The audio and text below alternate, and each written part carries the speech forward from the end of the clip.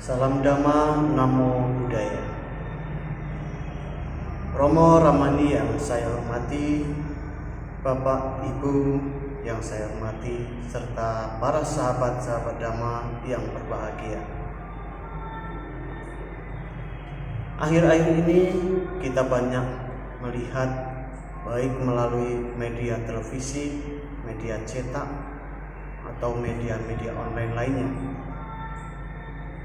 banyak sekali diberitakan tentang konflik, baik itu konflik antar kelompok, antar golongan, atau bahkan konflik yang menyangkut antar negara. Tidak hanya di Indonesia saja, bahkan yang terbaru terjadi konflik di Myanmar yang sampai menimbulkan kerusakan bahkan korban jiwa. Di Timur Tengah juga dari dulu sampai sekarang konflik belum selesai. Memang konflik bukan baru kali ini muncul, namun sudah dari dulu konflik itu ada. Dari konflik kecil sampai konflik yang besar. Tidak hanya konflik di pemerintahan suatu negara, antar kelompok, di masyarakat, namun konflik yang terkecil juga sering terjadi, yaitu di lingkungan keluarga. Kenapa ada konflik? Salah satu penyebab konflik muncul adanya ketidakpuasan. Karena kita tidak puas dengan sesuatu. Karena tidak puas ini lalu memunculkan marah, benci terhadap orang lain, kelompok lain, anak kita, saudara kita, suami, istri, bahkan kepada orang tua kita. Konflik bisa muncul karena berbagai sebab. Misalnya yang paling sering terjadi konflik pilkada, seperti yang di Myanmar saat ini terjadi. Selain itu, banyak sekali sebab-sebab yang menyebabkan terjadinya konflik. Bahkan sebab yang sepele juga bisa menimbulkan konflik. Apa contohnya? Misalnya ketika kita menyapa orang lain, namun orang yang kita sapa seakan cuek, itu juga bisa menimbulkan konflik.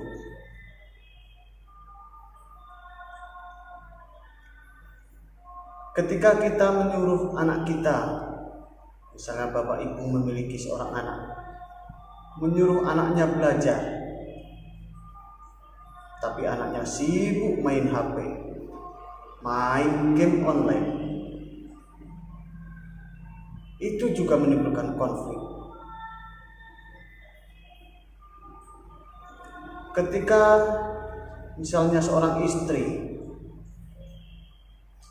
yang bekerja di rumah,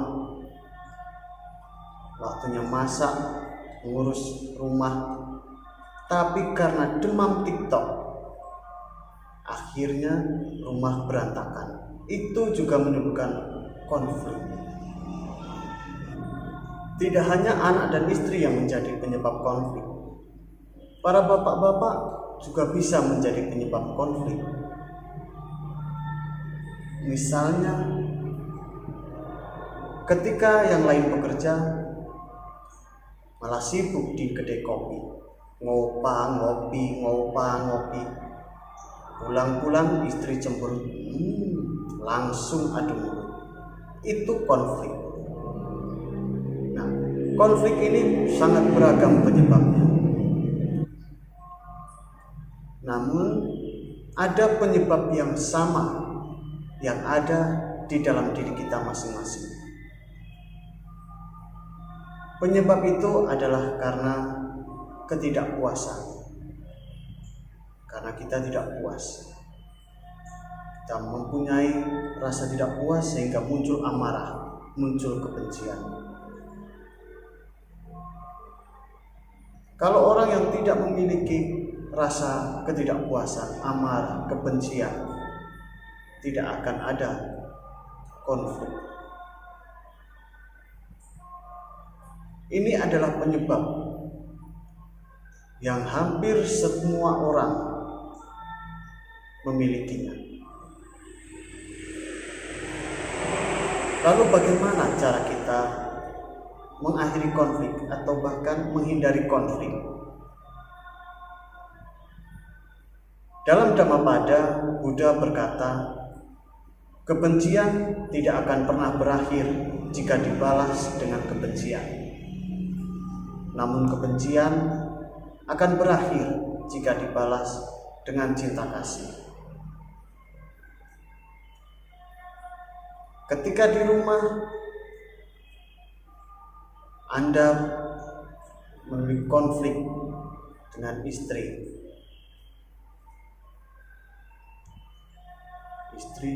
ngomel-ngomel,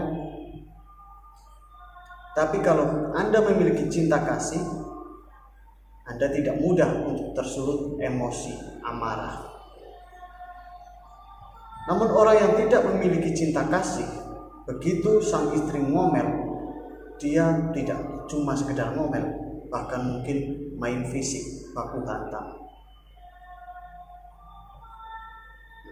Ini maka dalam Dhammapada Buddha mengatakan, jika kebencian dibalas dengan kebencian tidak akan pernah berakhir, tapi hanya akan berakhir jika dibalas dengan cinta kasih.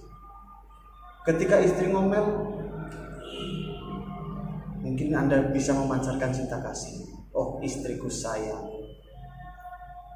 Rayuan, gombalan, atau tingkah-tingkah lain yang membuat istri Anda tidak jadi marah, bisa saja dilakukan. Ini adalah salah satu cara bagaimana kita tidak membalas kebencian. Jika semua orang memiliki cinta kasih yang sama besar, maka dapat dipastikan tidak ada konflik yang terjadi di dunia ini. Oleh karena itu, mari kita menjadi pelopor cinta kasih bagi keluarga, bagi masyarakat, bagi bangsa dan negara. Semoga kita semua dapat bebas dari konflik. Semoga semua makhluk berbahagia.